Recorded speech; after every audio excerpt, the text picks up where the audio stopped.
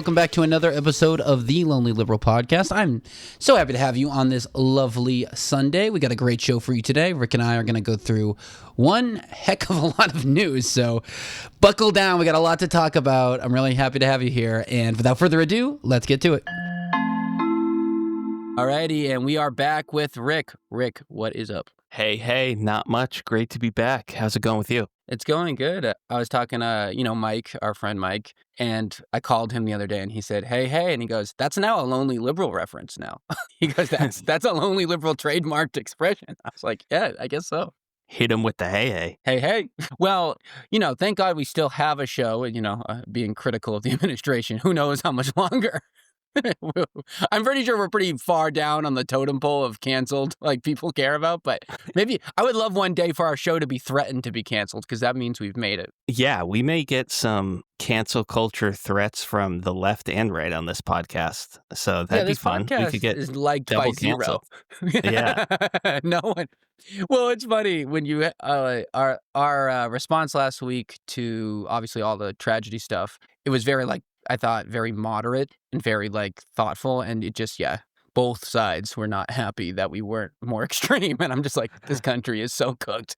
You can't even be normal for a second without people getting mad. Yeah, seriously. No, yeah, I thought we had a pretty measured response, and so did you in your solo episode from a couple days ago. That was great, and it was really just a call for everyone to take a deep breath for a second, which I think is very needed. And let's calm down. And what's so funny about it though is because actually this is the question I want before we get into the news today. I wanted to ask you a question, something we've talked about in the past, but it just keeps becoming relevant. Such a huge swath of the people who find this podcast are conservative leaning. Hello, if you're listening, I'm so happy to have you here. And a lot of conservatives like the show, right? And it's funny because obviously the show's called The Freaking Lonely Liberal, right? So that makes you go, huh?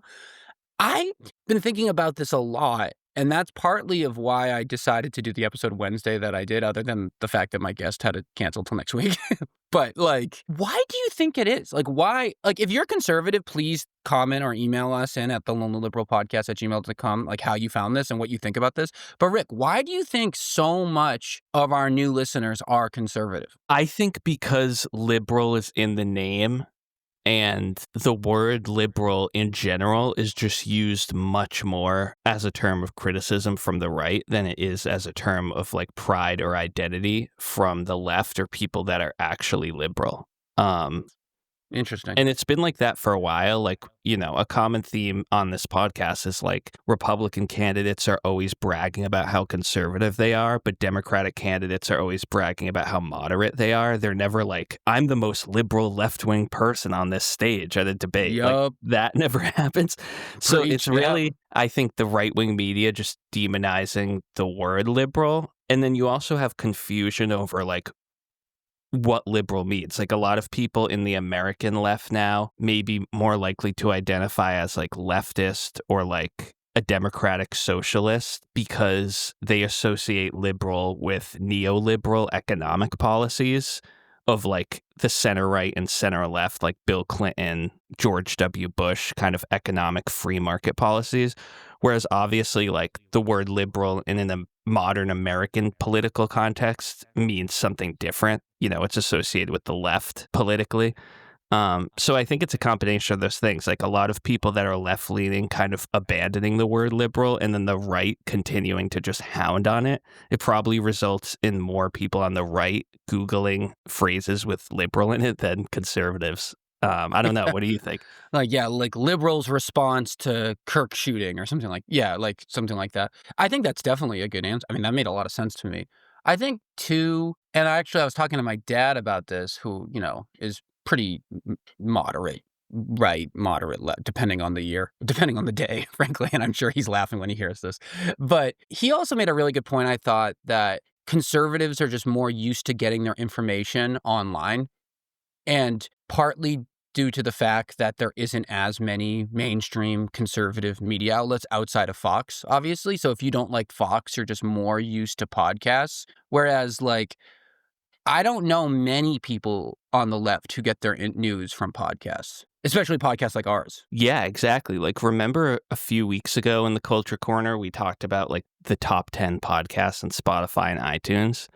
Yeah. And like pseudo-political podcasts of the right, like Joe Rogan and Theo Von were both in the top 10 podcasts overall, but there was no like explicitly opinionated left-leaning podcasts in that at all. There's probably not even one in the top 20 or 30, to be honest. There was that mix of true crime and like other podcast genres, but yeah, there's nothing that's coming close to the reach of like right-wing comedians and cultural figures, in addition to the right-wing like political podcasts that are openly political, like Ben Shapiro, and Tucker like what Carlson. Charlie Kirk was a part of. Yeah, exactly. Charlie Kirk. Yeah. People like the Crowder kid. I don't know. Like, you know what I mean? Those kind of guys. I guess it's Ezra Klein, right? And maybe Mehdi Hassan, and that's it, you know? But I don't even know how they usually talk. Ezra has a pod, I think, but I don't even know what Hassan does. Ezra Klein's in Pod Save America,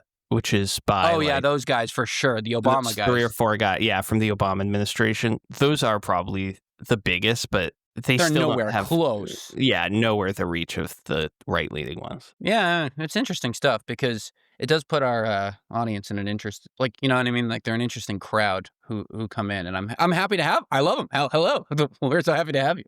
And yeah, so speaking of just some sort of outrage about last week and stuff like that. So the big news this week, well, there are actually a few really big pieces of news, but the most recent big news, I guess, is that Jimmy Kimmel was canned for his opening monologue about the response to Charlie Kirk's assassination. And we have a lot to think about it. I was thinking, Rick, it could be good. I have a clip of the first, like the controversial bit of the monologue. I think we should play it so that people can hear what caused all the hubbub, and then we can kind of react to it. Do you think that makes sense? Yeah, definitely. All right, cool. So this is not even, it's obviously edited for length, but this is actually the part that was what caused the drama from the Trump administration. And I think, Rick, you'll find out why Trump was particularly mad more than anyone else. All right, here we go. This is from Jimmy Kimmel. We're still trying to wrap our heads around the senseless murder of the popular podcaster and conservative activist Charlie Kirk yesterday, whose death has amplified our anger, our differences. And I've seen a lot of extraordinarily vile responses to this from both sides of the political spectrum. Some people are cheering this, which is something I won't ever understand. And we had another school shooting yesterday in Colorado, the 100th one of the year. And with all these terrible things happening, you would think that our president will at least make an attempt to bring us together. But he didn't. President Obama did. President Biden did. Presidents Bush and Clinton did. President Trump did not. Instead, he blamed Democrats for their rhetoric. The man who told a crowd of supporters that maybe the Second Amendment people should do something about Hillary Clinton. The man who said he wouldn't mind if someone shot through the fake news media. The man who unleashed a mob on the Capitol and said Liz Cheney should face 9 barrels shooting at her for supporting his opponent blames the radical left for their rhetoric. And then the man who on 9/11, 2001, bragged that his building was now the tallest building in New York, which wasn't even true, by the way. And then he goes on to say, like, a couple more examples and then transitions out. To me, that couldn't be more moderate and reasonable. I don't think he said one thing controversial there, period. No, not at all. And I'm a big free speech defender, and I think that, like, legally speaking, people should be allowed to celebrate the death of a public figure. Like, I don't think that's good. You know, I think it's sad. Right. And it's, of course, only dividing our country further. And I'm not doing it personally. But, like, legally speaking, being happy about somebody's death is totally legal and protected. So, like, I think that's kind of the first point that, like, well, that's just literally the Kimmel, truth. Like, right. Like, Kimmel shouldn't be afraid of getting arrested or being fired for potential interference from the FCC chair, even if he did celebrate the death. But it makes it that much worse, the fact that he went out of his way to say, I'm not celebrating it. I don't support that. And he condemned it. He condemned the celebration of it, like, very clearly. Right. And he just stated a fact, which is that Trump jumped on it before the shooter was captured to blame the Democrats and the left. That's all he said, right? There's nothing controversial here. Yeah. And he criticized Trump about all the times he, advanced the rhetoric by saying crazy shit, but none of that was an attack on Kirk. Like, there's nothing in here that's an attack on Charlie Kirk at all. The way I saw the news reporting of it was like, Jimmy Kimmel canceled for offensive remarks around Kirk, or he said bad things about Kirk. He says nothing bad about Kirk here. Like, nothing at all. He says stuff bad about Trump. There is nothing in that statement other than sympathy for the Kirk assassination, condemning the celebration of the assassination, and then also condemning Trump's response to the assassination. That's exactly what that is. Right, exactly. It's focused on Trump's response, and it wouldn't change if it was a political figure. Let's say a Democrat got assassinated, and they had Minnesota Melissa Hortman, who literally did. Like, let's say this was. But let's say we had no details about the shooting, and Trump jumped on the shooter and said, "I bet it's an antifa leftist that shot this Democrat." Kimmel's comments wouldn't change at all because it's not about the person who got shot. Yeah, it's about the response. 100%. And what I find so obviously the connection of this comes under a lot of, controversy because after this episode had aired, the FCC head Brendan Carr wrote, I think he tweeted saying something like Kimmel has to go. And then obviously look what happened. Little interesting thing about Brendan Carr. So he literally wrote the Project 2025 chapter on the FCC. So how in the Project 2025 plan, the FCC should be run. So that's no good. You know what I mean? And something that wasn't talked a lot about when he was nominated for the position. Right, exactly.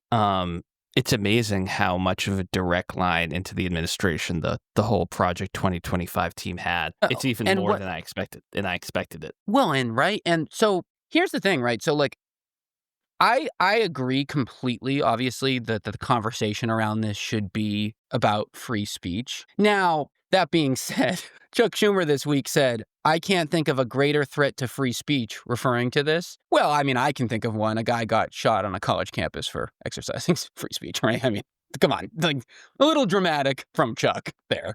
But I get where he's coming from. And why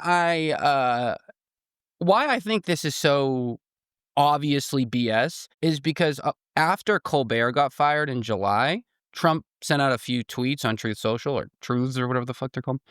And I think this is what's so important. So he said, this is on July 18th. I absolutely love that Colbert got fired. His talent was even less than his ratings. I hear Jimmy Kimmel is next. And then on another tweet a couple days later, he says, everybody is saying I was solely responsible for the firing of Colbert. That's not true. And then he says, next up will be an even less talented Jimmy Kimmel, and then a weak, very insecure Jimmy Fallon. So the question is how did in July Trump know that Jimmy Kimmel was going to get fired about a comment regarding Charlie Kirk's assassination if he was fired because of Charlie Kirk's assassination?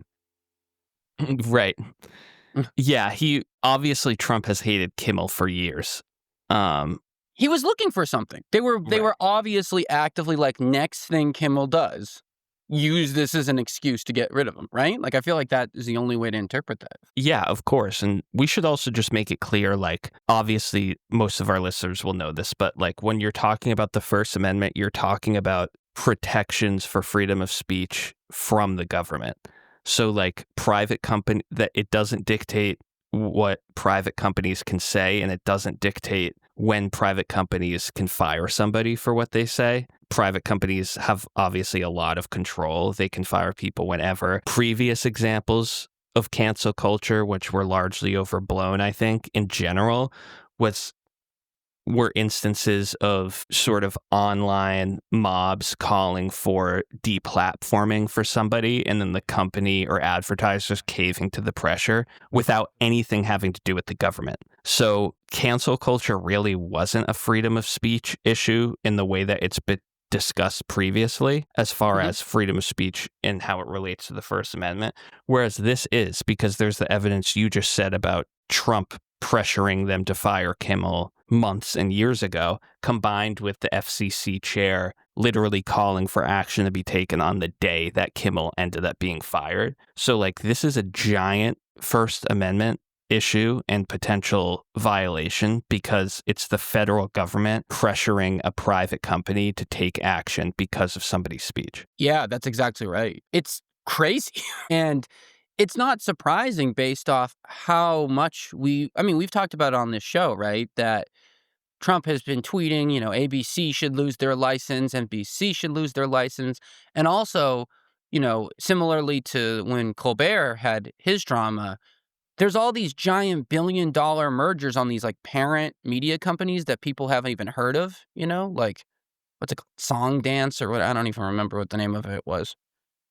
Yeah, I forget the name, but yeah, I know what you're talking about. You know what I mean? And there's a very similar thing happening here with ABC. So, yeah, I mean, it's almost like when the government says we could revoke your license, companies do something crazy. It's cowardice once again, right? I mean, I think this is a Disney affiliate, right? I saw people online saying they're canceling their Disney Plus out of solidarity with Jimmy Kimmel. Now, I think it is also worth saying that I don't like the show, Jimmy Kimmel Show, similarly to how I felt about Colbert. Those late night shows do literally nothing for me. And, it would be one thing if they were just canceled in general. I mean, it would be weird, but because of just the legacy of those types of shows, but it wouldn't really make me shed a tear. But obviously, it's the context that makes it so upsetting, which, of course, I've seen people say, like, oh, those shows got canceled because they suck. No, I mean, look at the context. Yeah, totally. I also think I don't like late night shows really either, but I do think it's funny how so many of the comments defending Kimmel and criticizing his firing all mentioned, like, I don't like the show. I don't think Kimmel is funny. It's like everyone had to point that out. Like, just for the record, these late night shows suck. It's like, you got to feel bad a little for Kimmel. The dude got fired, and then like fellow comedians coming to his defense are like, by the way, he hasn't told a funny joke in 20 years, but he should still have the right. By the way, if this was actually merit, yeah, exactly. If this was merit alone, we'd be so okay with it. I mean, it's just I don't know like, who watches George Carlin died for the rights of Jimmy Kimmel. Now, Jimmy Kimmel has never told a funny joke in his life, and he should really be ashamed of his ability. But by God, do I defend his right to speech. I mean, yeah, that's exactly how I feel. I mean, I don't know. It's funny you were talking about cancel culture, and it's something we've talked about just personally. Like, just has anyone actually ever been canceled outside of people who literally broke the law, like Harvey Weinstein, Bill Cosby, and even them? I mean, Bill Cosby went back on tour after he came out of jail. But I thought one of the most jarring moments of hypocrisy about this whole thing, in specifically regarding cancel culture, was, J.D. Vance, the vice president, going on the Charlie Kirk stream, to do his like memorial service or like remembrance stream, which, fair enough. But in that stream, he said, if you see people celebrating Charlie's death, call them out. Matter of fact, call their employer.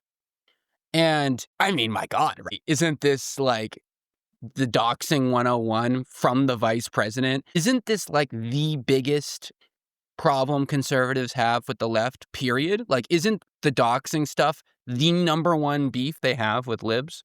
Right. Isn't that what cancel culture is people online calling employers to get people canceled for something they said? Like, from the vice president? Right. Not some random girl from Vassar. You know what I mean? Like, or some random, what they think a Democrat is, some blue-haired person from some liberal arts school. This is the vice president calling for the doxing of people. What happened to Rogan? Why isn't Rogan? Oh my God, my free speech. Where is it? And like, I don't think any party is the party of free speech, frankly. I think both of them tread the line too much. The reason why we're being harsher on the Republicans right now is because they've been yammering about it for so long. I mean, this has been all we've been hearing about from the right, especially in the right-wing media. Free speech, free speech, free speech. And then you have the literal vice president calling for doxing of people. They should be furious if they were actually free speech people. Right, exactly. And you have Pam Bondi saying we're launching an attack on hate speech over Charlie Kirk comments. Charlie Kirk himself said, quote, hate speech does not exist. Well, that's Charlie Kirk's own words. And legally, he's right. Like, there's no accepted legal definition of hate speech, right? Like, there's no, laws he was where right. you I mean, can- that's the classic thing on these conservative media. They find these little things to get you, and that's exactly that's a good point. Right, and it's the reason there's no legally accepted definition is because the courts know that political partisans will shamelessly say something that offends them personally as hate speech, even when it's not hate speech. So yeah, it is kind of crazy the 180 that the administration has done. But Trump's always been a hypocritical figure when it comes to free speech. Like, his followers see him as this beacon who says whatever he wants, but he constantly has threatened the press and has sued literally hundreds of people for defamation and libel over the course of his whole career. So he's always been hypocritical about it. It's all he does. Yeah, and if you're a conservative listening right now, first, hopefully you didn't rage out and write something nasty like all of you tend to do. But I'm curious. I mean, like, what the hell happened here? And also, it's funny.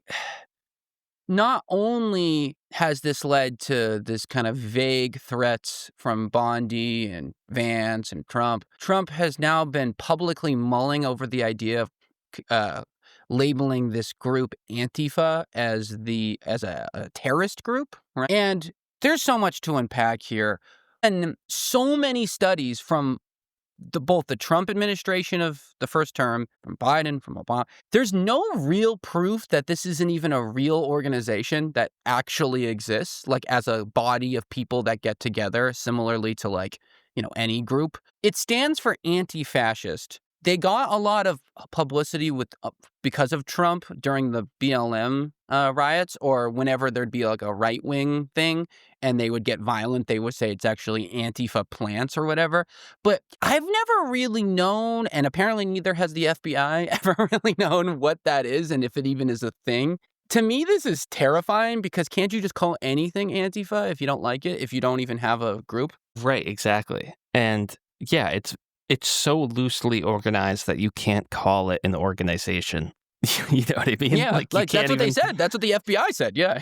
That's not us. That's the FBI. Like, there is no group. Yeah. So what do you think's going to happen? If they declare Antifa a terrorist organization, won't they just say every single protest is by you know what I mean? Like, isn't this just the beginning of the end of just ultimately calling anything left? Not to try to be dramatic and alarmist, but like, if there is no group, so there's nothing to differentiate Antifa from someone else, you know what I mean? Like, if you're listening to this and you're going, oh, they're being dramatic, how could you determine, like, if there's no group? Like, what is the qualities of someone who's Antifa? They are anti-fascist. Aren't we all anti-fascist, other than people who are literally fascist? Right, exactly. Am I missing something?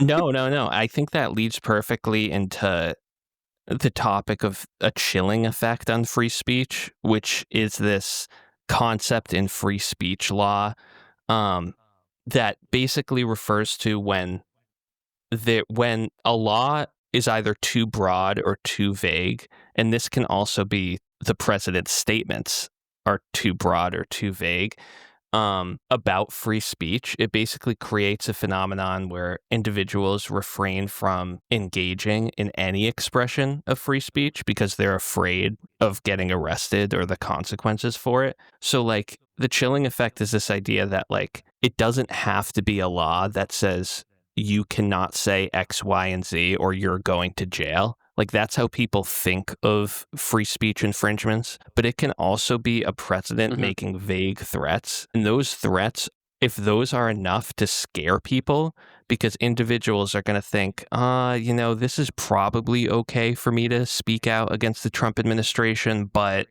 I have a job and a family, and like, even if there's a 20% chance I get arrested for speaking out against this, like, it's not worth it for my personal life. That's the chilling effect, and it's something that the Supreme Court has talked about since the 50s as like one of the main reasons we have such strong First Amendment protections in this country is because we know from looking at other countries that it's not just about explicit laws that clearly state what you can and can't say. It's about vague laws and vague threats from the leaders that basically just prevent any sort of free speech in the first place, because people would just rather not deal with it or risk it.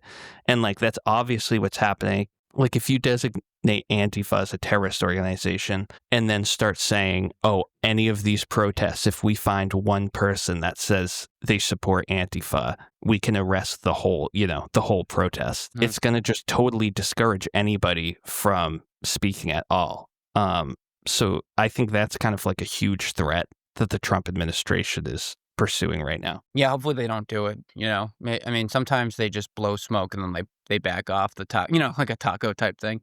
But yeah, I mean, it's concerning. I mean, also, this happened last night. He tweeted out to Pam Bondi, Pam, we must arrest Adam Schiff from or charge him for something like that. So they're being much more transparent with their attacks on political enemies or their desire to attack political enemies. So, I mean, I don't know how much longer people have to wait till things have, panic and freaking out, but who's to say? So yeah, another big piece of news this week was Kash Patel, the FBI director. He testified to the oversight committee. And it was a big news story because obviously a lot of people were talking about the Epstein files and the handling of everything like that. Also some stuff about the Kirk assassination. But so because I have too much time on my hands, I watched the entire 5-hour hearing. And there were a lot of, fights and tense moments. And Kash Patel apparently was writing some notes on his notebook to psych himself up, which people saw and made fun of him for it, as they should. But I wanted to play this clip, Rick, because I think it's going to make you laugh or just gasp about a interaction between Senator Kennedy from Louisiana and Kash Patel. Do you know what I'm talking about? No, I've seen a few clips, but I don't know if I've seen that. Okay, cool. Let me play this and we can get your live reaction. So yeah, here we go. This is from the hearing this week. Who, if anyone, did Epstein traffic these young women to besides himself? Himself. There is no credible information. None. If there were, I would bring the case yesterday that he trafficked to other individuals. And the information we have, again, is limited. So the answer is no one? For the information that we have. In the files? In the case file. Yeah, and that's it. So that's Kash Patel in a testimony saying Jeff Epstein didn't sex traffic anyone other than to himself? ? Doesn't that conflict with everything we've all known about Jeff Epstein? Right, exactly. It conflicts with the entire theory that he's this massive sex trafficker. Why was he in jail? For other elites. Yeah. Why is Ghislaine Maxwell in jail if it was only for Epstein? Right, what? And yeah, it makes no sense. And there was another exchange where Jamie Raskin, who's a legal expert, law professor, but he's a Democratic rep in the House. He quoted Kash Patel from 2023, where he was on this podcast talking about the Epstein files, and the host was asking Patel, who can release these files? Who has control? And Patel unequivocally was the director of the FBI under Biden. He has the control. It's the FBI director. He says it multiple times. This is obviously a year and a half before he became FBI director, but Patel's so clear that he so strongly thinks the files need to be released and there's this massive conspiracy, and he's so clear about who has the power to do that. It's now the role that he's in, and yet now he just has absolutely nothing and says the whole thing was a fraud. Yeah, it's he's ridiculous. saying that under testimony. I mean, to say that Jeffrey Epstein didn't sex traffic anyone other than to himself, I mean, that's major news, right? Hasn't that always been? What about Prince Andrew? Do I not understand? Maybe I don't understand the case. Why did Prince Andrew get in trouble? Right? What about Bill Clinton? I've heard a lot about Bill Clinton over the couple. What happened here? Right, exactly. Epstein and Maxwell would still be guilty of sex trafficking, even if it was just to themselves, because they brought minors across state lines and country lines for the purpose of sex. So technically, like, they would still be sex traffickers, but yeah, the whole idea is that Epstein was this powerful guy with all elite friends that were constantly going on his plane and flying to his island. Because if Prince Andrew was there, right, and he conducted, right, in pedophilia or whatever, sexual assault, wouldn't that like, unless he coordinated it himself, wouldn't that, in theory, like, I don't know. I don't know enough about the sex trafficking law, but, like, isn't that why Prince Andrew went down? Yeah, exactly. So that can't be true, what he just said, right? Like, isn't that like a known thing? Like, well, Prince Andrew hasn't been convicted. oh, okay. I didn't know he's that. like, I thought he had actually been. No, it's like a PR disaster, and he had to resign from a bunch of his royal duties in the UK, and he was asked to be interviewed by the investigation in the US, but he's never actually been convicted of anything. But there are direct accusers that accuse him of sexually assaulting them when they were minors with Epstein on the island. So that's, like, Prince Andrew, much more than any of the other powerful figures, people see as, like, undoubtedly part of it, because there are, like, accusers that have directly accused them publicly, that Prince Andrew was there and engaging in that. Whereas a lot of the other accusations are, about how close Epstein was friends and not, like, totally based on victim testimony. So Prince Andrew, it's pretty much confirmed. Like, that is a prime example. So I don't know what Patel is talking about. I honestly think if I was Trump, I would fire Patel because of how much of a PR disaster this is. And there's just no way out of this issue for Trump, it seems like. I don't think firing him should make people forget about it, but just, like, Patel is such a disaster, I'm surprised that it hasn't happened yet. Yeah, and, like, yeah, no, and thank you for that explanation. My Epstein knowledge is pretty limited. I mean, I've only watched the documentaries, and that's basically it. I haven't done enough of a deep dive into it. I just read the news. So yeah, no, that makes sense, because when he said that, I was like, what are you talking about here? Like, it seems so crazy. Yeah, and one thing too that I've noticed Senator Kennedy said this in the quote I played, but I see it all the time from these guys referring to the Epstein victims as young women instead of minors or children or girls. I think is just ridiculous, because it I don't know if it's intentional or not, but it definitely softens the blow of how horrible the crimes that Epstein committed were, Young women is not right. Like, it's children, it's minors, and it's girls. You know what I mean? Like, I don't like when they refer to the victims as young women, I just think that's sneaky way to make it seem less bad. Yeah, exactly. Yeah, and people might be able to write it off as Trump always had sex with young, attractive women that are over 18. Like, Trump didn't really hide that he was a womanizer. So yeah, that's kind of their way of softening it, like, to a level below an actual crime versus what Epstein was actually doing.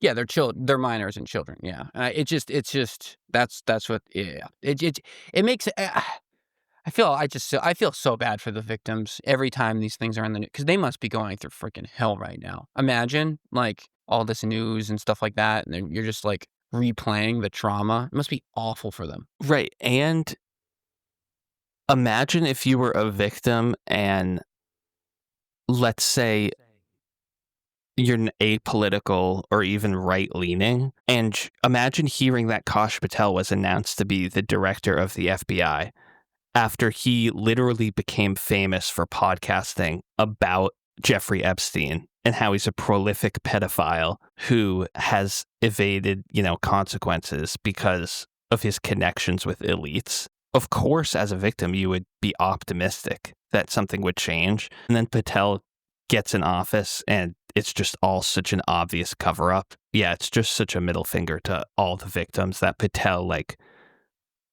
rode his career goaded to get his support. Yeah, no, exactly. It's worth harping on, I think, because these people are often just forgotten in the story. You know what I mean? Because it's so focused on obviously the political implications, as it should be. But still, it's just these are people. You know, it's just crazy. Yeah. Another big testimony this week was former CDC director Susan Monarez, who was just recently ousted. Right? She testified in front of the Senate. In her opening monologue, she explained kind of the series of events because you remember, she was only she only had her position for like under a month. So she was kind of just like giving the timeline of what happened. And this is the clip we've got here of her explaining the interaction with RFK that led ultimately to her dismissal. On the morning of August 25th, Secretary Kennedy demanded two things of me that were inconsistent with my oath of office and the ethics required of a public official. He directed me to commit in advance to approving every ACIP recommendation, regardless of the scientific evidence. He also directed me to dismiss career officials responsible for vaccine policy without cause. He said if I was unwilling to do both, I should resign. I responded that I could not pre-approve recommendations without reviewing the evidence, and I had no basis to fire scientific experts. He told me he had already spoken with the White House several times about having me removed. Yep. That's what we thought, right? I mean, I don't know. I mean, so either you think, like, if you're listening and you think that, like, you hear that, you either think A, she's lying under oath, or B, she's telling the truth. And if she's telling the truth, that means RFK said, be my crony. She said no. And now we don't have a credible CDC director. Right. And ask yourself, would RFK have appointed some secret leftist or, secret Biden person 3 weeks prior? Like, obviously he vetted her and came to the conclusion that she was intelligent and independent enough for the job. You know what I mean? Like, yeah, for sure. He's the one that nominated her. Like, it's all so ridiculous. Like, I don't know. Like, RFK is such a theme on the show. And like, I sometimes try to think of a thoughtful response, but like sometimes when I'm, catching up on the news and I see another RFK story, like all I can think of is this guy sucks. Yeah, like, same. This guy just fucking sucks. I'm so tired of him. He's ruining our lives. He's a disaster. Like, this is I feel so bad for this woman. You know what I mean? Like, you hear her talk and you're like, damn. Like, what an awful position to be in. Yeah, terrible. And now we're cooked. And now we're totally cooked. I mean, that should infuriate anyone who gives a crap about health in any shape or form. Right, exactly. But hey, the good news is we only have 9 days left in September, so we're going to find out the cause of autism pretty soon. So, woohoo! Yeah. We'll have to cover that next week, apparently. I haven't heard anything yet. Well, I mean, to that note, Maha strikes again. So this week, FDA banned Orange Bee, a dye for food. It hasn't been used since the 70s. So, unbelievable. Maha with another victory. I saw them taking a huge victory lap around the banning of Orange Bee. Literally, Orange Bee hasn't been used since 1977 in the United States. So, wow, what a win. I'm so glad that, the CDC crumbling was a small price to pay for the removal of Orange Bee. Yeah, it's unbelievable. A chemical used to dye hot dogs in the 60s. That's what they banned. That's what it actually is. Thank God, dude. I don't know what I would do if I had to deal with orange hot dogs. 70-year-old orange hot dog. I mean, what are we talking about here? Oh my God, people. He's going to say Orange Bee was the cause of autism. He's just going to say, it's a dye. Come on. folate, Tylenol, Red 43. Of course. That's why he can't go after McDonald's because Trump would starve. So he's got to go after something. It's just I feel I just can't believe this, man. We need to get a health person on this show so they can cry with us publicly. Because what the hell is going on? I mean, it's just crazy. Yeah. So, I didn't bring this up earlier, but I should have. So when we were talking about the Kimmel stuff, just really quick before we move on to the next topic.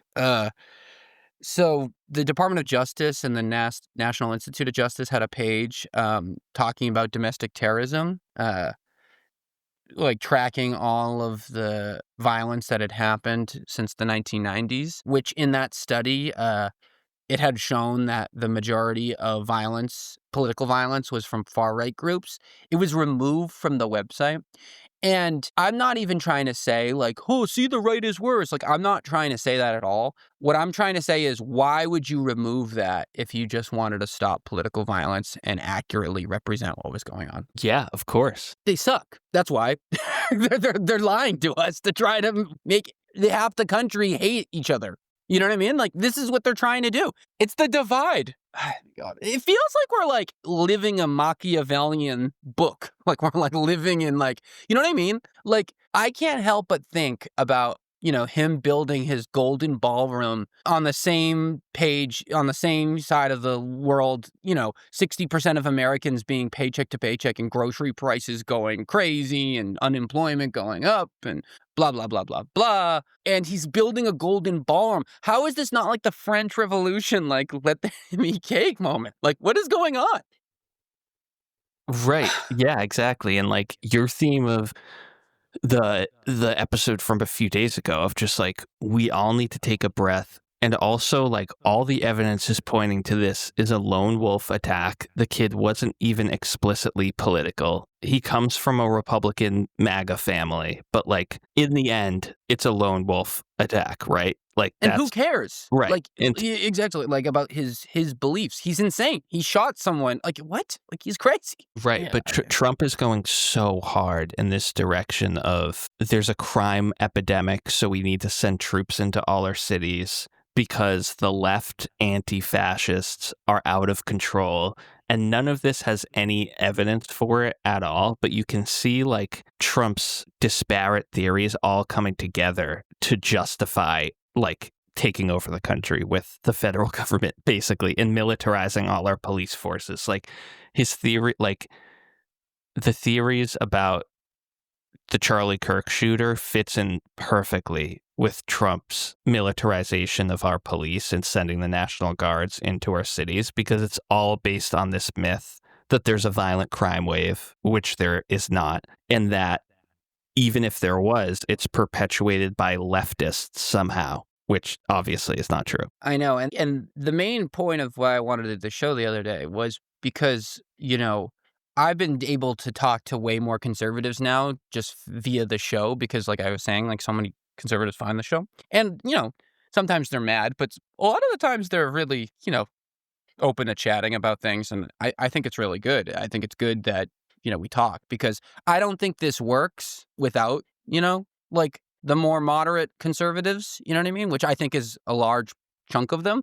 Like, I don't think we can fix this place without their help. You know what I mean? Like, whatever this current iteration is doing, it's not working, clearly. So, like, I'm not interested in, marginalizing that group because I think they're so critical to helping fix this country. And one thing that I just hear over and over, and we talked about this last week a little bit, Rick, but like every single conservative person I talk to thinks like, liberals think we're all Nazis. Democrats think we're all racist. Democrats think we're all fascist. Like, so many of them at least, think that every Democrat thinks they're scumbags. And I've never met any single Democrat in my life that has said, oh yeah, all conservatives are freaking fascists or all conservatives are racist. Like, I've never met anyone that has said that ever. And I could understand on the left point of view recently, like if you only looked at this Trump second term and how horrible it is, like you're like, how on earth could you support this? But what I think is happening is I still think there's this detachment of Trump 2 versus Trump 1. And since so much alarming happened with Trump 1, that they think that it's the same story this time and they don't follow it closely enough to see how much darker and more diabolical this term is comparatively to the first term. They think of it as just an extension of Trump 1. So, and that's kind of like a boy who cried wolf effect to an extent. But anyways, if you only captured this year, then I could see why people would be more critical of the supporters. That being said, I still don't know anyone who is as critical as a lot of conservatives feel. And I just don't know why that is. Is it bots? Is it the media? I don't know why there's such a misconception of how, the average Joe feels about the right. Yeah, and it's really unfortunate because it's raising the tension so drastically, and it's not based on truth. Like, it's not raising the tension because tensions are actually this high and everyone actually wants to fight each other in the street. Exactly. The tension is raising because they have an impression that Democratic liberals are these people that, were throwing dance parties when they heard Charlie Kirk got shot. And they literally like you said, think that, though. We don't know anyone personally that did that, and we didn't see any public figure that has done that. And like ultimately, you can't base your political reactions based on a false impression of what one left-wing troll on Twitter said about Charlie Kirk. Like, you have to base it off of what prominent people are saying. Yeah, but where is that impression even coming from? Like, because I'm sure, I'm 100% sure there are people like edgelords online, you know what I mean, saying horrible shit and doing some of the stuff that they're saying. I'm positive that exists. I'm also sure, though, that like that's a very small minority of actually people's viewpoints, unless we are in the most protected bubble of all time, you know what I mean, of like reasonable Democrats. Because, like, if they truly believe that every Democrat thinks that, I can see where they're coming from with their frustration, because that would be crazy. But it's so not true. And do you think it's bots? Like, do you think like bots are having an outsized influence on this than we know? Like, it's just like, I don't get it, because I've never met anyone like that, I guess. So maybe I don't know. I do think bots are having a large influence. I read a comment recently that was like, the news becomes a little bit easier to digest if you believe that 1 out of every 2 comments you see is a bot. Yeah. And, I think on certain posts and articles, it's more than that. And on certain, it's less than 50% are bots. But like, I do think that helps to kind of reframe it. Like, the chances that it's either a bot or it's somebody that's terminally online and literally the 1% fringe of right wing or left wing is very, very high. That Exactly. They fit into 1 or 2 of those categories. It's just not representative at all. No, and I mean, I don't even like going. So when we were planning for this episode, I was thinking originally, like, wouldn't it be, illuminating, I guess, if I just made like a big montage of all the times Trump called Kamala fascist or people fascist or the fault, some hypocritical, kind of like what Kimmel did in his monologue. But then I was just like, this is stupid. It's just going to be tit for tat. Oh, but then they said this and like you could just keep going back and forth on that. So I don't think that has a lot of value. But I do feel like everyone should recognize that that is the condition that we're in, where people have been pointing fingers and responding. Like, you could say, oh, this is because of Fox News. Well, Fox News only came because the media wasn't right enough. And that only became because, you know what I mean? Like, you could just keep going and going and going. So, like, I don't think a specific example has enough weight outside of, like, presidential actions. You know what I mean? Like, I think if someone wants to say something like the president of the United States pardoned everyone who participated in one of the biggest political violent moments of American history, January 6th, and that set the tone for okaying political violence, I think that's a completely fair and legitimate criticism. I don't think, though, like, specific remarks or this or that, I don't know if they have that much weight, because, like, at one end, the only thing I can think of is Hillary Clinton's basket of deplorables line. That must have stuck longer in the psyche than we gave it credit for. Like, that must have been really, really sticky in the psyche. You know what I mean? I'm trying to think of like any evidence, but yeah, I hope conservatives listening realize that the vast, vast majority of us don't think you're an inherently bad person because you voted right. No, no one normal would think that. I guess. I don't know. I'm monologuing again, but it's something that breaks my brain when I think about this stuff. Because if that went away, I really think the obvious problem of like we're getting raked over the coals by people stealing our money, you know what I mean? Like just doing financial stuff and like extreme policies because of a lack of, primary, all the actual policy crap would actually come to light, if we stop fighting over nonsense of who's a better person. Right, exactly. Yeah, Anyways, well said. Yeah, anyway, little rant. Anyway, back to the news. Hold on. The Federal Reserve has cut interest rates. So, anyways, the Federal Reserve has cut interest rates this week by 25 basis points, so 0.25%.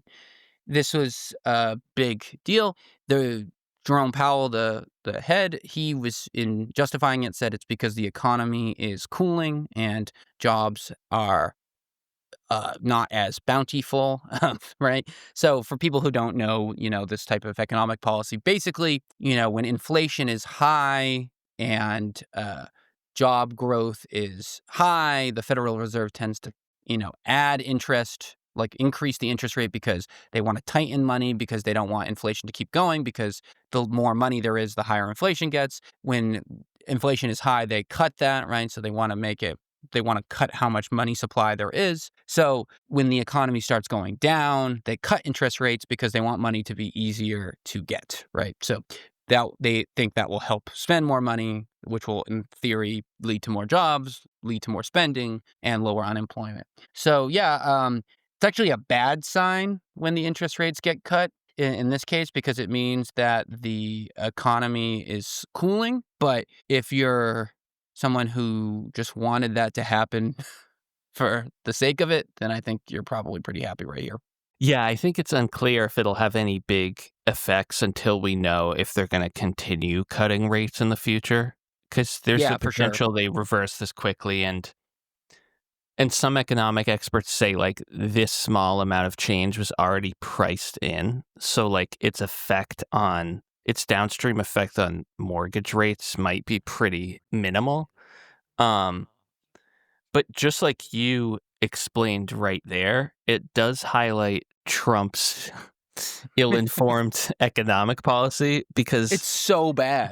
He ran on the number one issue right now facing Americans is the price of goods and inflation. And yet his two biggest economic proposals are tariffs, which are new added taxes that end up being paid by the consumers, and cutting interest rates and printing more money, which is instantly increases inflation.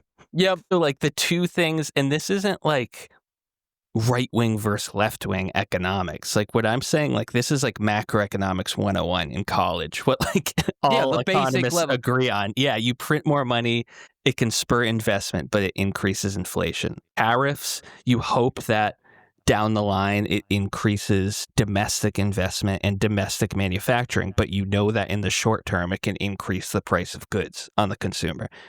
So literally Trump did the two most opposite example you could possibly think of if he wanted to actually decrease the price of goods. Yeah, it's ridiculous. And yeah, Jesse, now reoccurring guest on this show, him and I both co-taught Intro to International Economics. This was literally lesson 1. What you're describing, like I can say with certainty that this is the base first thing. So that's why literally every single Nobel laureate for economics wrote a letter saying Trump's policies will ruin the U.S. economy because it's so obviously stupid. Now you can argue, tariffs in specific cases they can have a place. And of course, there are moments where you have to cut the interest rate. Like this is a moment, right? Like if the economy starts going into a recession, that's usually when you want to do something like this.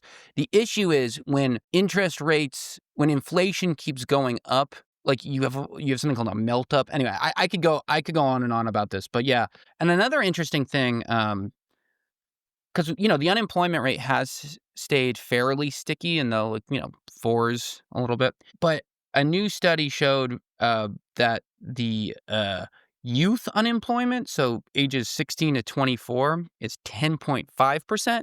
Now there is some seasonality to that, so if you go to the 2024 year, it was 9%, so it's higher than that. But I think it is something that is worth keeping an eye on because a lot of Trump supporters, specifically who were really concerned about the economy, were Gen Z young voters, like first-time voters. Yeah, exactly. And you combine the increasing unemployment with the Israel-Palestine-Gaza issue, which was also really important for young people.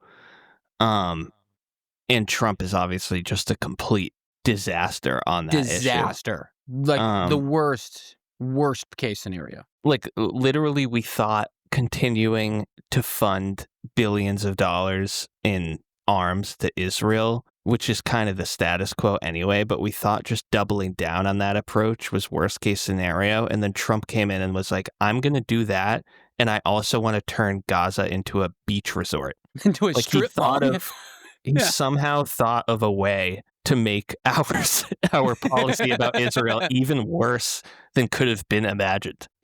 He has failed so miserably in Gaza. It's not even funny. And yeah, I mean, I just don't see. It's probably why we've seen the Gen Z drop. Remember we talked about that a few weeks ago, that his approval rating with Gen Z is just like absolutely plummeting. It's got to be these two things, right? Yeah, exactly. Those three. Yeah, I mean. Yeah, exactly. And he doesn't. I think it's easy to forget that Trump lost the popular vote to Hillary Clinton, who was a historically unpopular candidate. And then the 2024 popular vote was much closer than a lot of people realized, partially because, the votes for California take days to come in.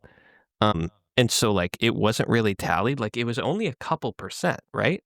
Yeah, people act like it was like this, what do they keep calling it? The indictment, or like the mandate of the masses. They keep acting like it was like this like universal mandate, but I didn't hear that from Biden, who won it by way more. Trump versus Harris, 49.8% to 48.3%. 1.5% the mandate in of the the popular vote.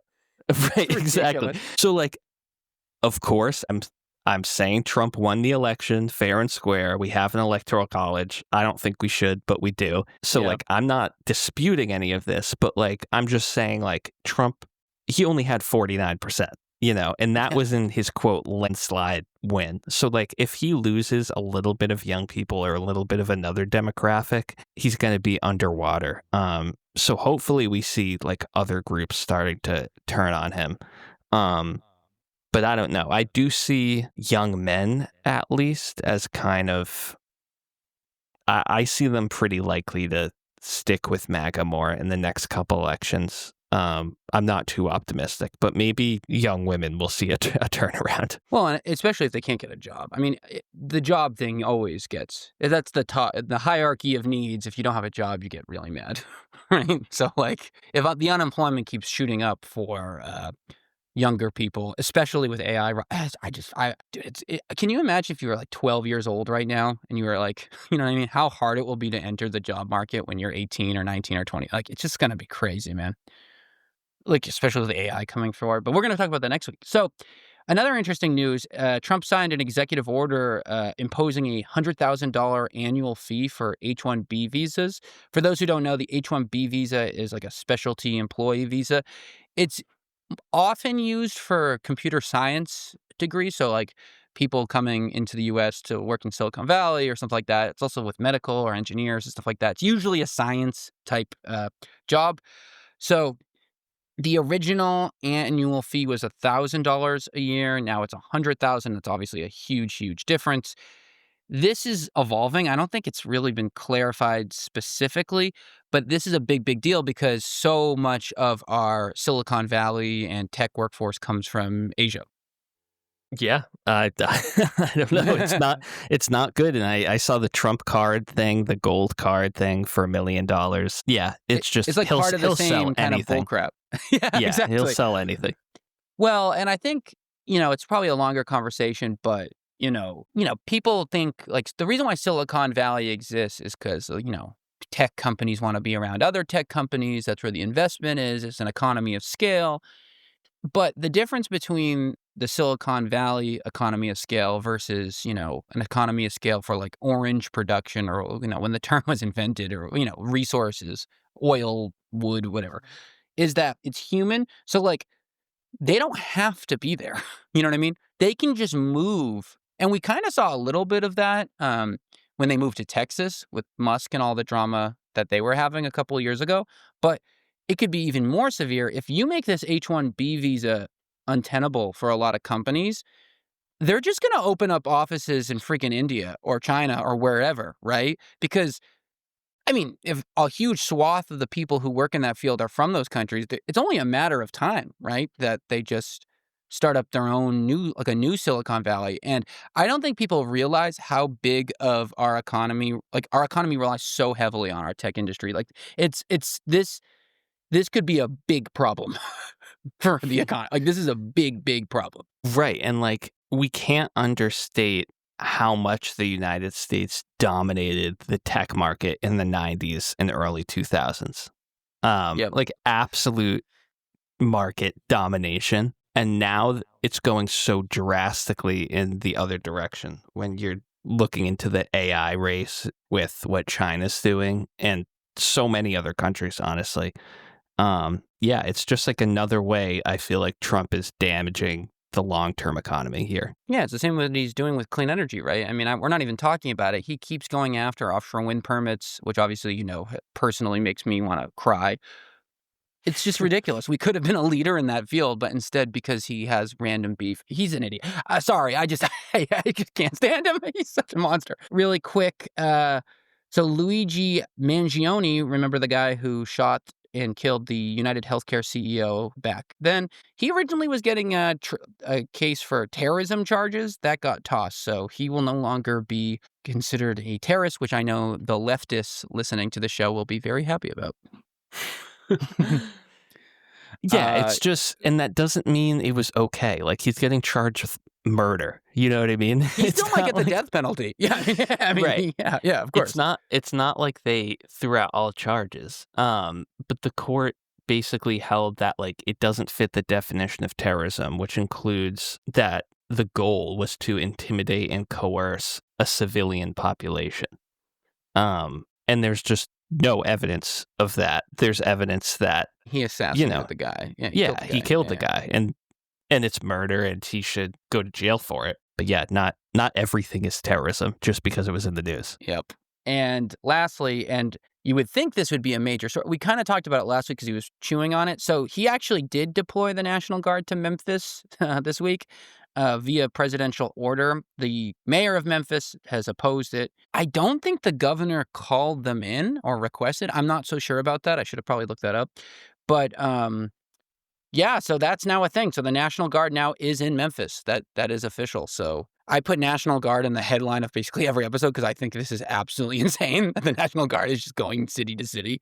But so now Memphis will have the National Guard. Yeah, and I know the governor is supporting it. Like the governor of Tennessee, the Republican governor, was at the White House when Trump announced it this week. But like you said, the mayor is pushing back against it. Like, again, like we've talked about the previous cities, like Trump's making up this violent crime wave stuff to justify this. But I also think we should say, like, it's not like everything's not only about chasing absolute safety, or else why don't we just become Singapore? And why don't we just send people to jail for jaywalking? And why don't we do the death penalty for littering? Right? Like if we if let's say Trump puts National Guard throughout the entire city of Memphis, and it's this massive operation, and then it comes out next year that the murder rate decreased by 20%, like the MAGA movement is going to see that as this massive win. But it's not like me and you are saying there's no chance troops will cut down crime. Like, of course it will. Militarizing a police force and sending the military into a city, like, of course that will cut down on some crime. The question is if it's worth it as part of a free society to have the military on every street corner monitoring everyone, which I don't think. Do people want like a giver society or like 1981? I mean, of course. Like, what are we talking about here? And it's such a great point. It's another example of something we've talked about where I really wish the Democrats would use this opportunity to reclaim the patriotism moniker, because it is just so anti-American to want it to be a militarized. Like, that's not what, like, most Americans like love privacy, love, independence. Like, that's like a universal kind of trait of the country. And for so long, Republicans have been able to, get that riled up in people by saying, oh, they want big government, they want to control everything, they want to regulate everything. And Trump just continues to just have such a heavy hand with the federal government, in particular, just in the way he's involving not just the police, but the funding, his involvement with the governors, his involvement in every single situation where it's such affront to states' rights, where I just can't imagine that this is so un-American from and his attacks on the Constitution. There's so many examples, free speech now. Like, if the Democrats had firing brain cells, they should be like rebranding themselves as patriots, I think, because it's not only is it an effective messaging platform, it's true.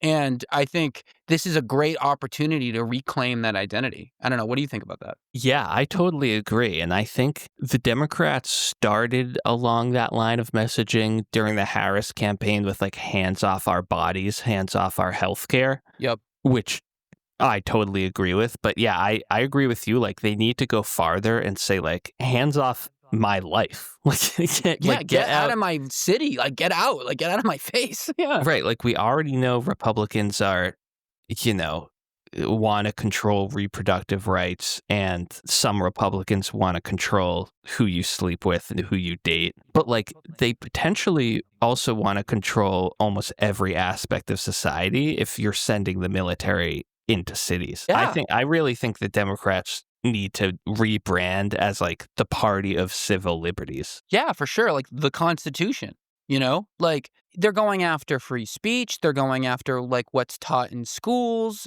They're going after, the funding of different programs. If these specific words are used, they want to fire the CDC director if they're not predetermining that she'll agree with everything that he says. Like, they're schedule effing employees and making them have to sign a loyalty pledge if they want to. Like, these are all real things that, when we call these things, another little monologue really quick, like when we call these things fascist, like obviously fascism has such a nasty connotation, and it in particular has such strong connotation with Nazis, and no one wants to be called a Nazi unless you're actually a Nazi, right? And even then, they probably don't want anyone to know that they're Nazis. But my point is that the point of the U.S. is to be proudly the opposite of that, right? And whether you've been critical of the U.S. in the past or not for the, terrible things it's done internationally and all the horrible things it's done, one thing that it's always, the whole point of the country was to not be that, right? To not have kings, to not have this, to really be like this kind of Wild West freedom glob. And, I obviously care a lot about environmental regulations. I care a lot about, advancing science, but if you're like a big America guy, people should be, the libertarians, the American people, the patriots, they should be freaking out. Yeah, I think. Yeah, no, I totally agree. And you'll see some of them push back mildly on some of the things Trump has done. Like, I saw Ted Cruz push back on the Jimmy Kimmel thing, being like, this is not a good precedent to set. But in the end, they all fall in line. They're not willing to actually do anything to fight it. And it is wild that you have such a large portion of the Republican Party branding themselves libertarians when, like, Trump is probably the most anti-libertarian president we've had in decades. The only thing he's libertarian about is guns, period. Right. Like, the Second Amendment is the only amendment that they seem to really respect. Every other amendment seems to have no weight, and is particularly from the free speech guys. Just because, like you said, like, we've been hearing the Rogans, the Vance, the Tucker Carlsons, the Ben Shapiros, the Kirks, the all these guys have been just so worried about free speech for so long. And you know what? You could probably point to examples where they're right, but this is definitely an example where they should be freaking out. And I would love to see that energy, Yeah. because they're influential, like, I just think we need those guys. But anyway, that's the news. That's hell of a week, man. Seriously. So, without further ado, my favorite time of the week, which not only is listening to what's about to follow, but Linda herself introducing. It's time for Rick's Cultural Corner. Thank you, Linda. What a beauty she is. She is. Natural. She's been going through a divorce, but we're she hasn't here gotten for her. the MAGA makeover like Noam and Yeah, she's on her way to Mar-a-Lago face. Exactly. She doesn't need the Botox. She thinks she does. You're beautiful the way you are, Linda. Linda, we love you. So I thought we'd kind of continue on this discussion of authoritarian leaders and free speech and culture in the media, and talk about a couple other recent examples outside the United States of leaders doing very similar things to Trump, like either directly suppressing speech or just making vague enough threats that it gets everyone worried, which practically speaking affects everyone's free speech. And I also thought this was a pretty funny story in a dark, funny way. But this AV Club article headline, quote, "Israel may defund its own film awards after movie about Palestine wins top prize." That is pretty funny, but it's sad. Yeah, so the Ophir Awards are like Israel's version of the Oscars, and actually the winner of the Ophir Awards gets sent to the actual Oscars as like Israel's main nomination for an award. So the winner of the Ophir Awards was a movie called The Sea, which was directed by an Israeli director and produced by a Palestinian producer. And it tells the story of a 12-year-old Palestinian boy living in the West Bank, going to visit the sea for the first time, but then being denied throughout his journey by Israeli authorities. And the Netanyahu administration is not at all happy about this movie or that it won the top award. One member of the Conservative Party said there's no greater slap in the face of Israeli citizens than the embarrassing and detached Ophir Awards ceremony. This win is disgraceful. Starting with the 2026 budget, this pathetic ceremony will no longer be funded by taxpayers' money. So I thought that quote specifically was so similar to Trump. Oh, and yeah, his you can just copy and media. paste. Oh, yeah, for sure. Right, like why is an elected official so personally offended about an Oscar winner? Yeah, exactly. Who that told the cares? story of a 12-year-old boy? Like the whole thing's ridiculous. It's it's so so similar to Trump, though. He's like, let's just defund the whole thing. Let's just get rid of the award ceremony. Yep. And it's also interesting when you say, I didn't know that. What do you mean when you say, like, do they get sent to the Oscars to watch, or do they get automatically nominated for a prize if they win the Ophir Awards, you said? Yeah, it says the winner is put forth as the country's Oscar contender. I'm guessing that, like, with international films, there's, like, a different way to submit. I'm not sure. Like, maybe it means, like, it's submitted for the Oscar Best Picture, but, like, it's not necessarily one of the official nominees. Yeah, because I was going to say, if there's a direct tie between the Oscars and the Israeli version and they're getting an auto Right. nomination, that won't help the conspiracy theories, No. right? Like, that would be no good. Well, let's hope that isn't true. Yeah. Yeah, it doesn't sound like it. It sounds like it's more like their domestic Oscars, and then whoever wins the whole thing, they're like, we'll try to push for an Oscar for this. A country gets like a single nomination or something like that, like for best international film. Like they all can pick one, and there's like an internet. Yeah, that's probably what it is. Yeah, exactly. But then let's travel over to Hungary for our good friend Viktor Orban. Vic. He's been prime minister since 2010. Trump and him have They're mutual love. Yeah. There's a lot of love between those two. Orban has stolen Trump's phrase fake news, which he now says constantly. He has not given an interview to independent journalists in years. But here's where it really gets scary, because so much of the world and other countries consider Orban an authoritarian leader at this point. And the European Parliament actually declared 3 years ago that the country of Hungary should no longer be considered a democracy because of what Orban has done. Think about how similar this is to Trump. Orban's allies have acquired control of about 80% of Hungary's media market, including all of the country's local newspapers. They basically bought media outlets and replaced the editorial staff wholesale. Exactly what Jeff Bezos did with the Washington Post a few years ago. Yep.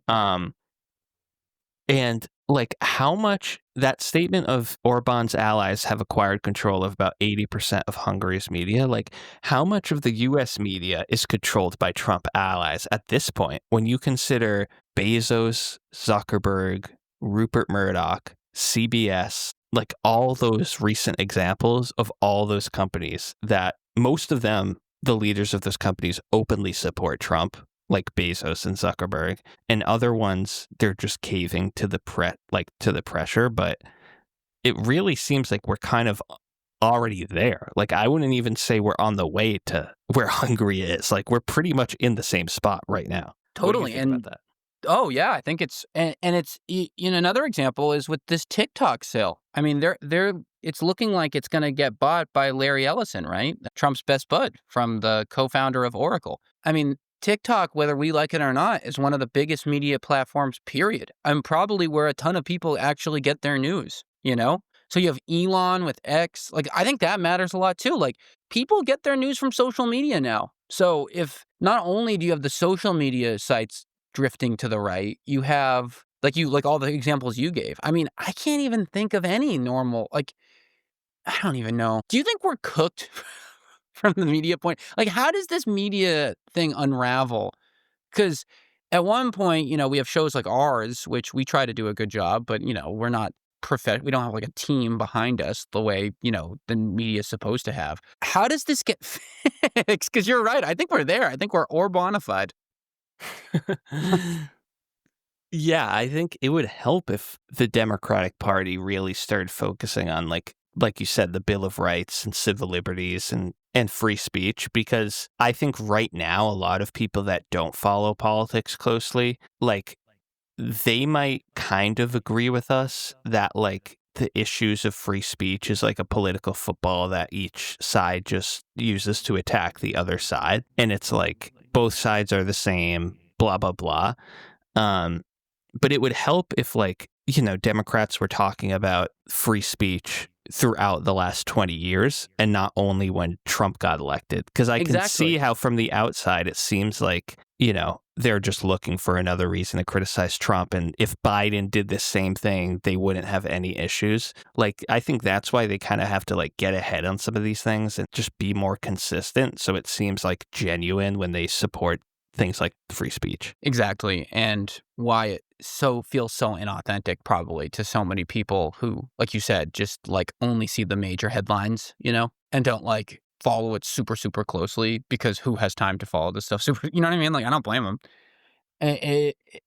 It's so weird. Yeah, I don't know. I mean, even the New York Times, like I am a subscriber to the New York Times. I get their daily update. Like, I like the New York Times, but I was pretty pissed that I've said it on the show. I'm pissed that they wouldn't endorse Zoran when the other two candidates are, Cuomo, Eric Adams, and Curtis Silva, or whatever, Jojo Siwa. Like, I just don't understand. Like, To me, it's a pretty big no-brainer. One had to step down in disgrace because of sexual assault allegations. One of them is convicted criminal, and the other one's a Republican who used to be a vigilante beating people up with a red beret on. You can't, like, oh, we're going to step out of this one. Like, we just can't see who to pick. Like, come on. Like, it makes it so easy to say you're just bought by the billionaires. Like, when you do stuff like that, you are not helping your case. And it's just like, again, one of my favorite news sites. And it's just like, it's so disappointing because they're not helping themselves beat the allegations when they do crap like that. Right, exactly. And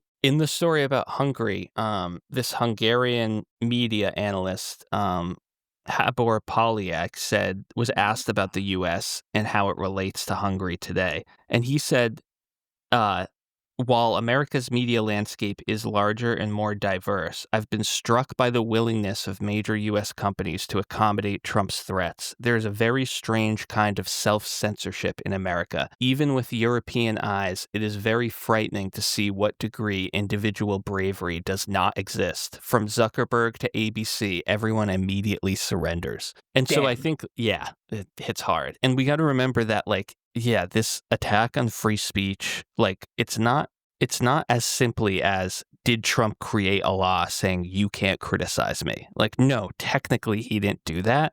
But when the leaders of all the media conglomerates are shamelessly supporting him and begging for a front row to his inauguration so they can suck up to him, and they'll fire their most famous entertainers the second that the president criticizes him, what's the practical difference between the effective that right, and a clear law? It does. There's no, and that's the evil genius of the Project 2025 Heritage Foundation, right? I mean, like we said, it doesn't get talked about at all. The current head of the FCC wrote the chapter in Project 2025 about how to run the FCC.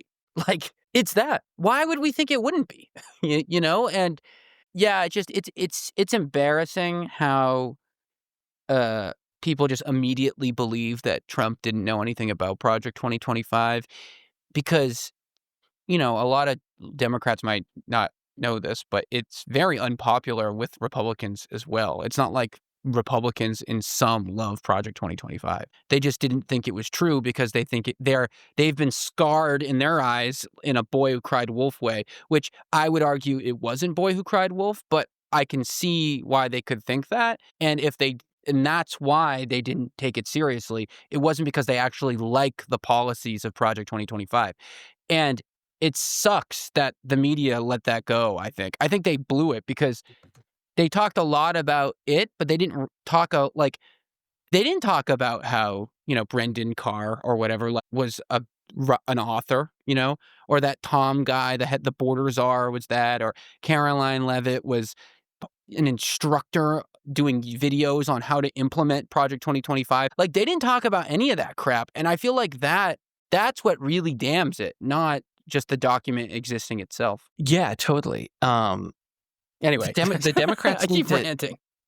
No, they need to keep that same energy, as people say. They were so fired up about Project 2025 because they saw it gaining tracking in terms of messaging on the campaign trail. And then you hear nothing about it when the people actually get power and are actually doing all of the things. And you see now that the Epstein issue has become number one, you see how like this is the first one of the issues that like Democrats are like, okay, we can't let this one go. Like, it's so blatantly obvious they're covering something up and that the majority supports us pushing for the release of the files that we need to keep doubling down. But like, where is that energy for anything else? Like, where is that energy against militarized police, against snatching people off the street, right, from ICE? And when you were, you know, it's just like Harris saying Donald Trump is a wannabe fascist. And then on the day of her election loss, when she accepts defeat in her speech, she says, like, I'm optimistic and it's all going to be okay. It's like, what happened in the last 10 minutes? Like, don't tell us it's all going to be okay when you told us it wasn't going to. Keep that same energy now that Trump's in office again. And it's exactly why people on the right call bullshit all the time.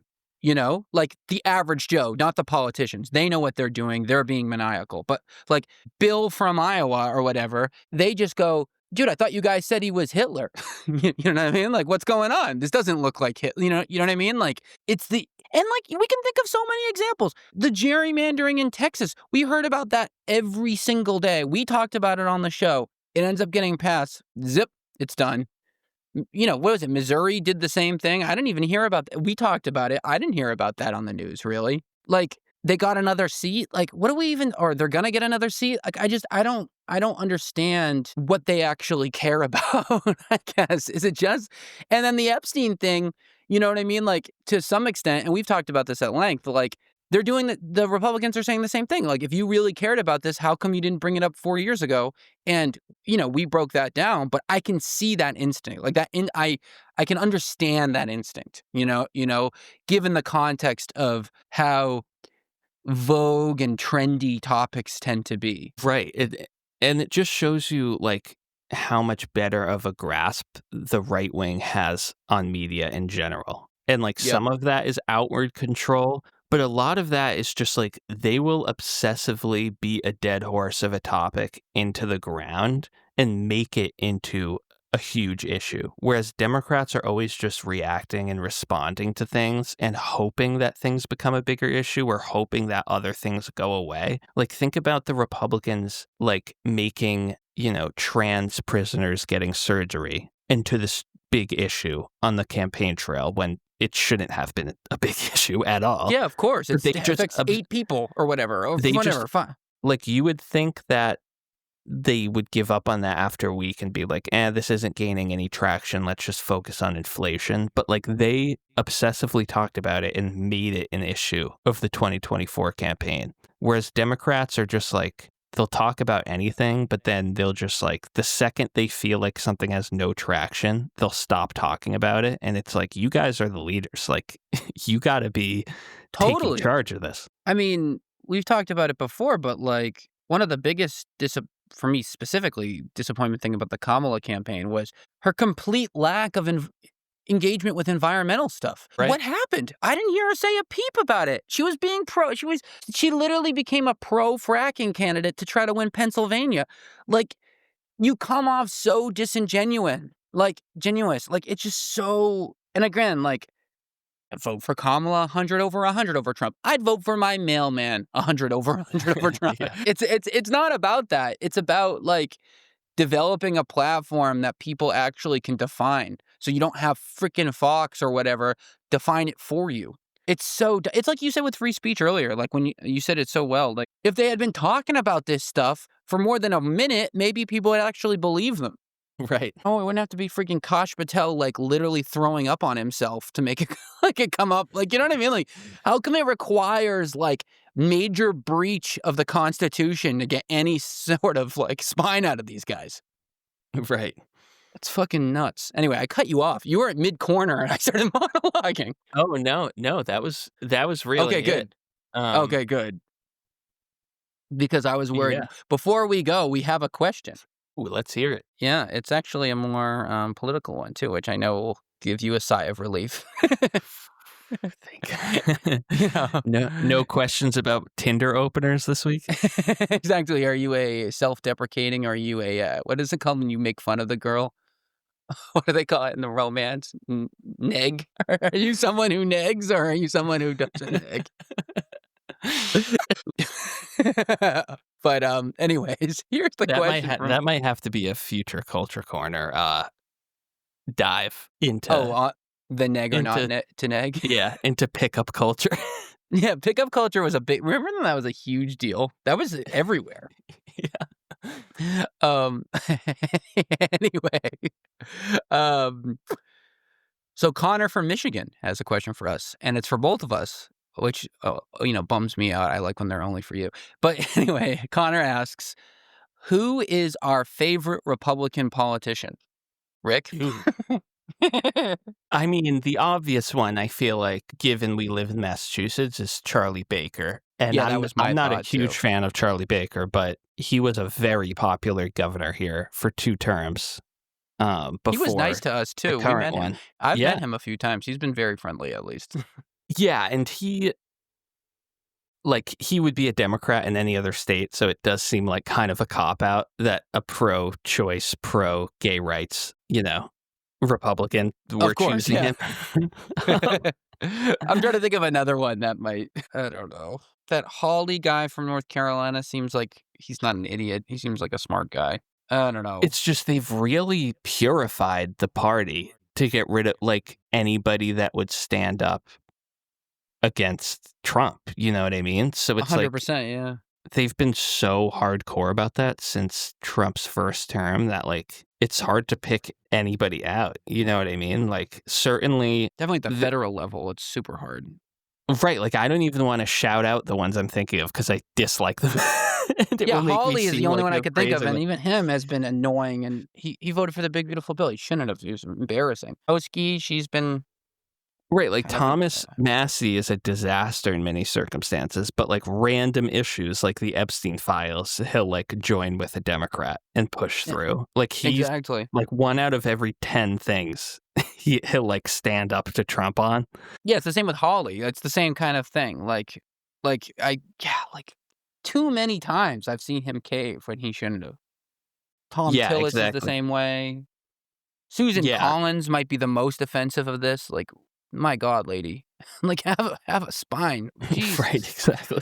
Murkowski, I don't have any faith in. I mean, honestly, is Mitch McConnell one of the most moderate conservatives in the Senate? Probably now, but I don't know. I mean, that guy's ruined our lives.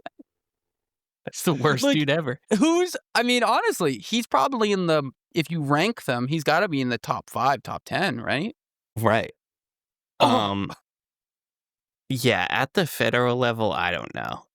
I don't know. I mean, it's awful. We should be able to answer. I mean, there's so many bad ones.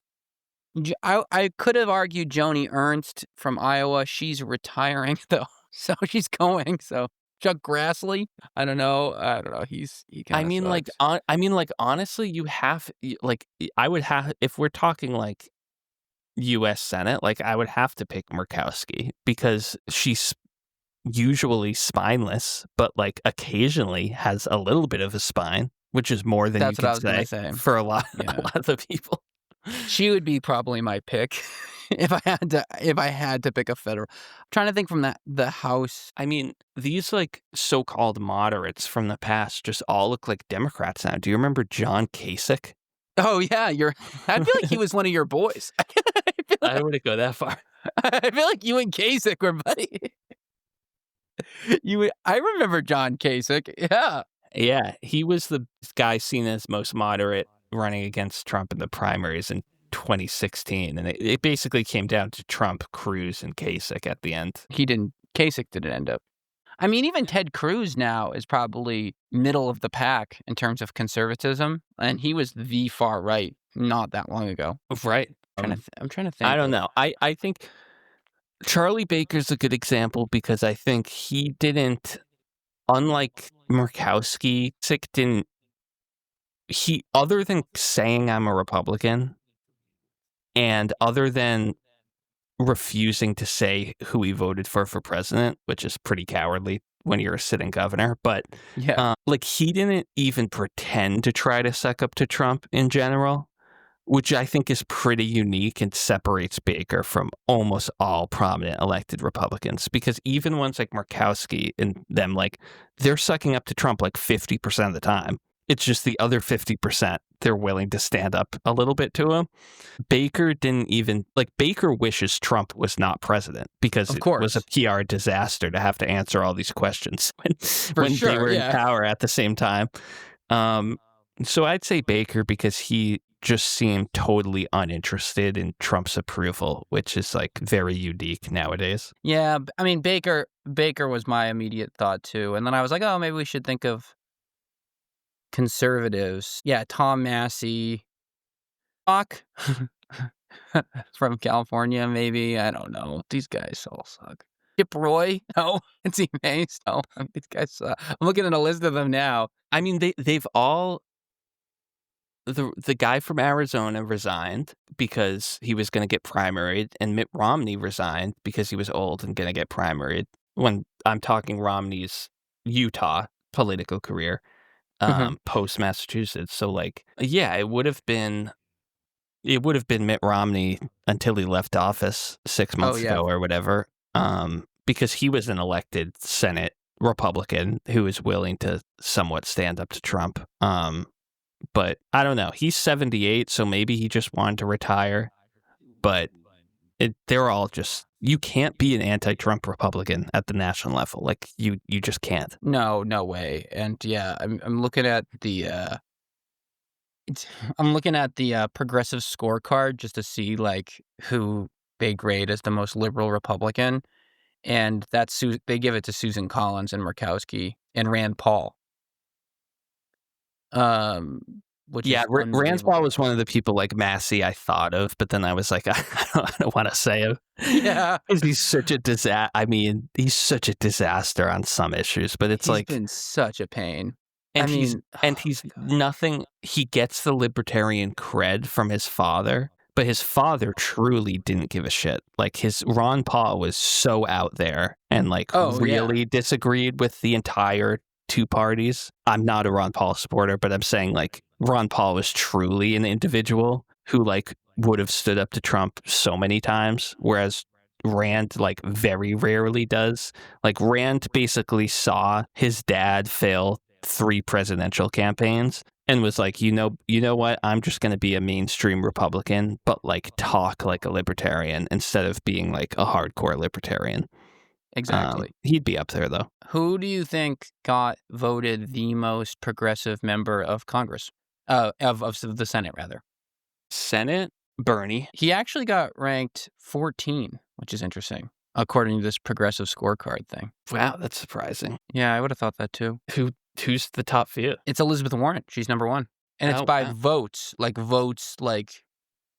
on different things. Yeah, she votes liberal 99.13% of the time. The top 5 are Elizabeth Warren, Mazie Hirono from Hawaii, Lisa Blunt Rochester from Delaware, Ed Markey from Mass, and Jeff Merkley from Oregon. Hawaii has 2 in the top 6, which is, they're probably one of the more liberal. Let's see, this House of Reps, and then we get out of here. By the way, Ed Markey, who's about to turn 80, announced that he's running for re-election next year.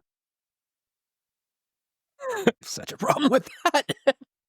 You think he'll go contested? I mean, do you think someone will try to primary him? Probably, but I mean, how old is Elizabeth Warren at this point? She's got to be in her late 76. Late 60s, 70s. Is she 76? Yeah. Holy cow. Holy smokes. Ed Markey is 79. Not a young 79 either. So our Massachusetts Senate has a combined age of 78 years old. So, Christ. Yikes. And one thing about Ed Markey, too, is I didn't realize how thick of a Boston accent he has. Oh, yeah. He's thick. He's a big offshore wind guy, so I got to meet him a bunch, and he's like, we're going to get the turbines in the water. Like, I couldn't believe it. I was like, you're a chain smoker? The most liberal House people are, a lot of them are from Oregon. That one's going to have way more of a range, a varied mix, yeah. AOC is 14 on this list. Anyway, so yep, that's the show, folks. I'm gonna lock in Charlie Baker, and for the federal level, I'll go Murkowski too. I'm copying you. I think you're probably right. Massey, he's not a bad one. All right, well, thank you. We will be back next week. We'll chop it up. Thank you. I'll talk to you later. See you, dude. Thanks. And that's our show, folks. Thank you so much for listening today. If you like the show, please give it a 5-star review on either Spotify or Apple Podcasts. It really helps a lot. If you're on YouTube, please comment. I'd love to hear what you all think. And subscribe, all that crap. It really does help. And I really appreciate everyone who's already done that. But make sure you do that and tell people about the show, Say, hey, this guy with kind of a, nasally voice says some stuff that I enjoy. I don't know. I really appreciate it. We'll be back on Wednesday like usual, so looking forward to that. And until then, have a good day. Good weekend. I don't know, dude. I'll talk to you later. Bye. See ya.